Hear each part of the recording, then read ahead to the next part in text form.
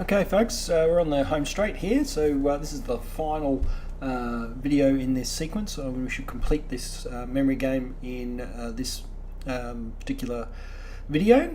So we've got to do our shuffle function, which is going to be called both when the game initially loads, so that our cards get shuffled randomly and we don't get the same order all the time, but also will be called when our player finishes the game and they get an opportunity to click OK to reload the game, so that the cards get shuffled again if they want to play again.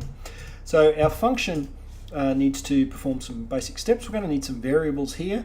These are all going to be local variables, so we're not going to need to worry about global variables here, I don't think. But we're going to use this is a classic version of the sort numbers program we did in class as an example, where we use a temp variable to swap things. We've got a number of things that we want to change position. We use a temp variable to do that. So we set our variable. We're going to have a variable called swaps for counter, just to count how many swaps we made. That could be any variable, it's just our counter. We're going to swap a number of times. I've got in the pseudocode there, I've got 10, up to 10 swaps. I guess the more cards you have, the more swaps you might want to make. We can make that as many swaps as we want. We're going to use some random numbers to just determine which index value card we want to swap.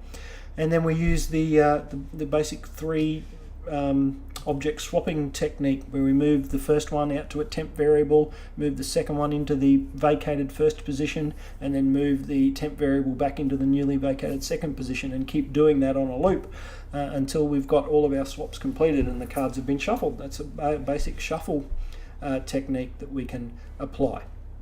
So to implement that, then obviously we're working in our shuffle function. Our couple of variables we're going to need are our temp variable and our swaps variable.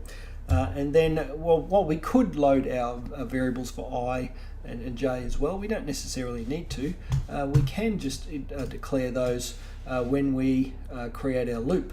So that's probably as easy to do as anything. So if we create our for loop for the swaps equals 0, so we're starting our counter at 0, we're going to swap. Going to count up until swaps is less than 20, or I could do less than or equal to 20, so that we actually get 20 swaps. That number you could change depending on if you find that the shuffling isn't as random as you'd like it to be. You just swap them more times and perform this loop more times. And we're going to increment the counter by 1 each pass through the loop. Two variables, I and j. Each one of them is getting a random number, which is choosing one of the index values from our array. So we want to choose two values, because obviously we want to swap two cards. We want to choose keep swapping the position of two cards continuously. And when they do, we've got our function to perform, where we swap our cards. So if I just make a little bit of space here so we can get this code in that position there. Our temp variable takes on the value of the first card, faces I, so our first randomly selected card, move it to our temp variable, frees up the position for faces I to be swapped with faces j, the second random card that we choose, which then means faces j is free and available to move our temp value into that card. So it's that basic swapping function that can complete our loop and perform our swap for us, and that's really all we need to do in that particular function. So our shuffle function is really complete at that point. It matches up with our pseudocode over here, and that's all we really need to do.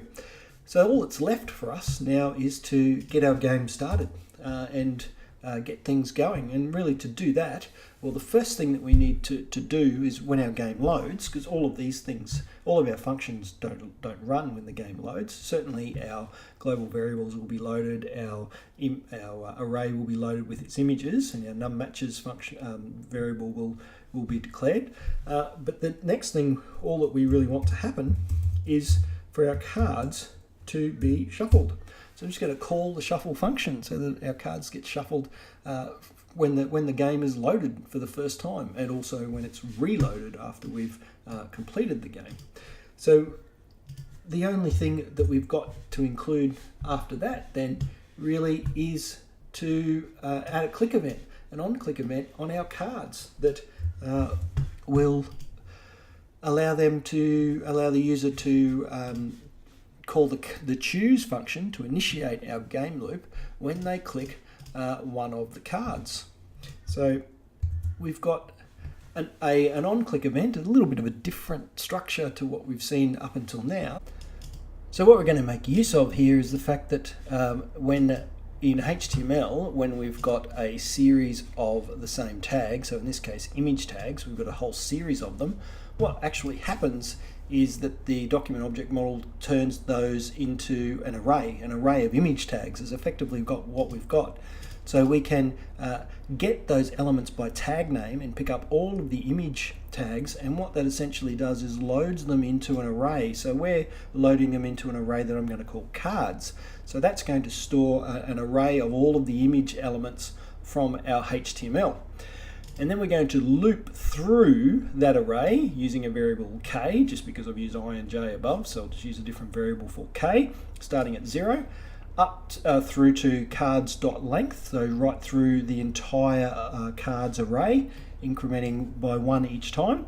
And then we're going to attach to each image, by looping through that array, an on-click event, which calls an anonymous function. So we're really attaching an on-click event that's going to call an anonymous function, which is going to determine which card has been clicked. So that's what this keyword does. That will be applied to the particular card that gets clicked and triggers this whole event.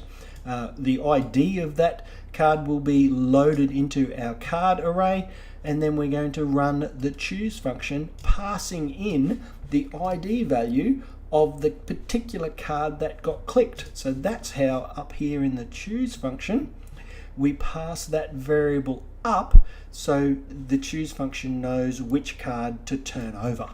So that's how our game logic works, and this all links together.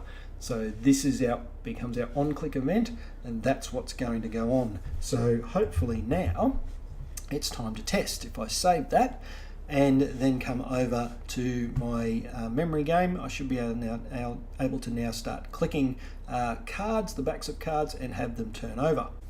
So hopefully when we get our application running, we can click 2 items, and that was they turned back over. That was one attempt. I had a deer up here and a giraffe. That was another attempt. If I keep clicking, there we go, I've got a match, and I continue on until I get all of the matches made, and then at that time, this is taking me a little longer than I had hoped. Was that the giraffe? Yes, it was. At that time I should be able to I think this is a giraffe here, get the message that tells me it took me 11 attempts to find all of those matches, and I click OK and my game reshuffles, and I shouldn't have the same set of items. No, that appears to be different. They've been shuffled, so that's good. So there we go, there's our application completed. If you need to spend some time debugging your code, then you can do that. I'll probably post the completed code for this application so that you can get a look and help if you need any assistance to debug. Otherwise, that's it for this project. Thank you.